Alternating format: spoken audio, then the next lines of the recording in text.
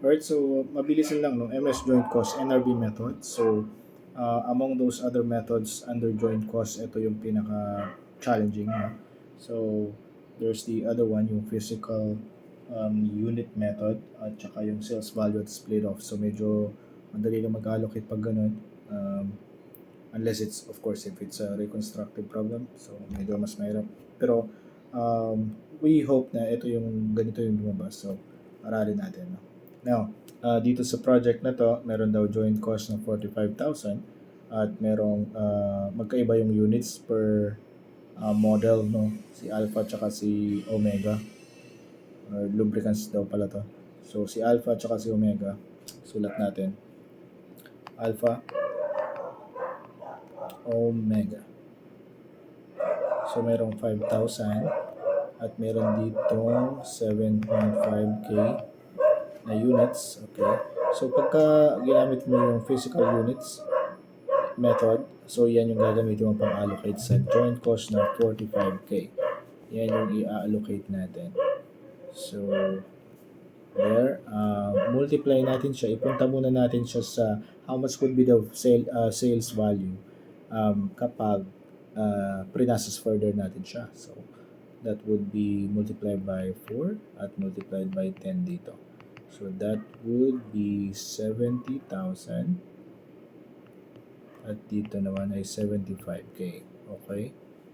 So, ito yung mga sales value after processing it further. Hindi ito yung sales value or sales value at split off method na gagamitin. So, this is the sales value after processing it further. So, 70 at 75. Now, meron tayong separable cost at 20k dito at 35k dito. Separable cost, identified cost na para sa kanya lang talaga, for example. Now, the idea about NRV is supposedly hindi pa siya mabebenta at split off point. So, kailangan i-process further pa siya para mabenta sila separately, no?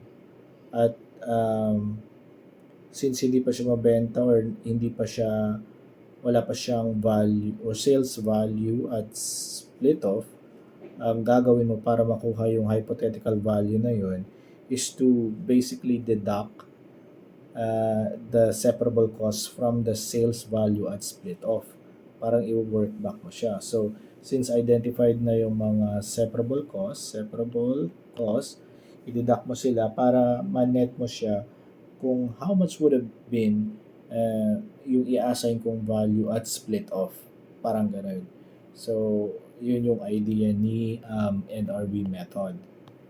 So, yan. Ngayon, pag nakuha mo yun, that would be 50k and this would be 40k.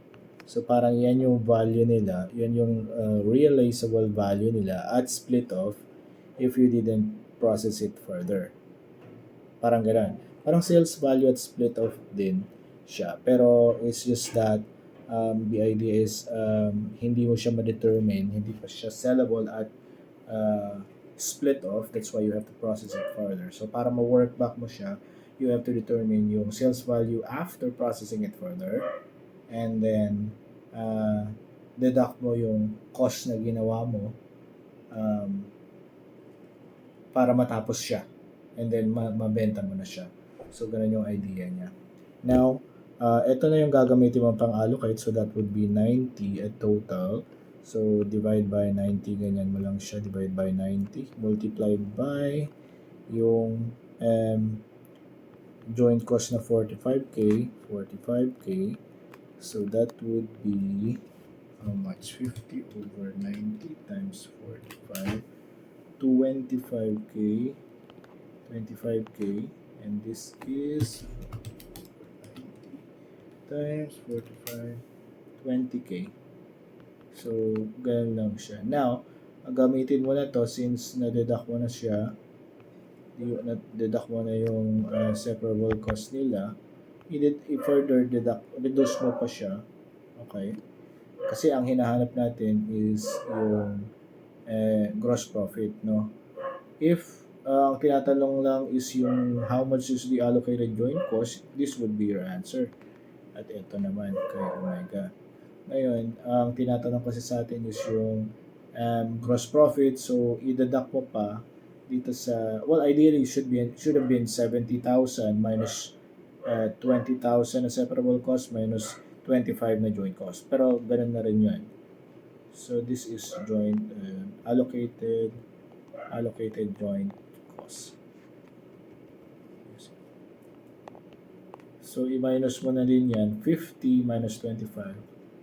Okay. Would be 25. Dito naman 20K. Okay. So, ingat ka lang kasi may 25 at 20. Yung tinatanong is si Omega. So, our answer would be 20K. Alright.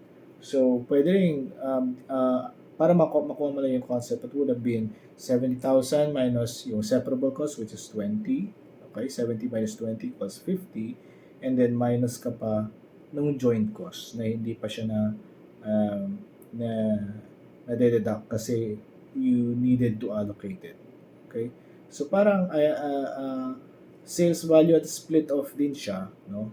At some point. Kasi nga, again, yung 50 is the realizable value if you didn't process it further.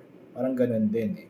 Kasi if you process it further, you have this amount of sales, and then you deduct the cost that you incurred to process it further, then ganun din yung value niya if you did not process it further. So it's like a hypothetical value that you would assign for that product, no? So ganun siya. Our answer now would be 20,000 for Omega. So tandaan mo to. Sayang naman, 1 point, maybe 2 points. By the way, pagka physical unit of measure yung gagamitin mo, eto lang. Yan lang yung gagamitin mo pang allocate yan sa 45,000 na yan.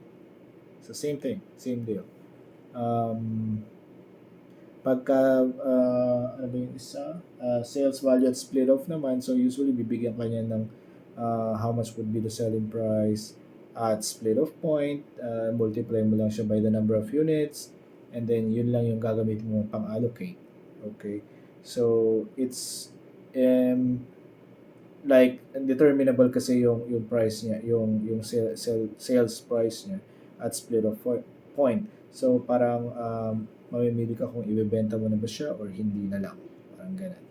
May mga instances, I think I have another video to explain that, no? So yun lang, tandaan mo to, sayang naman yung 1 point. Okay, good luck sa'yo. Yeah, CPA.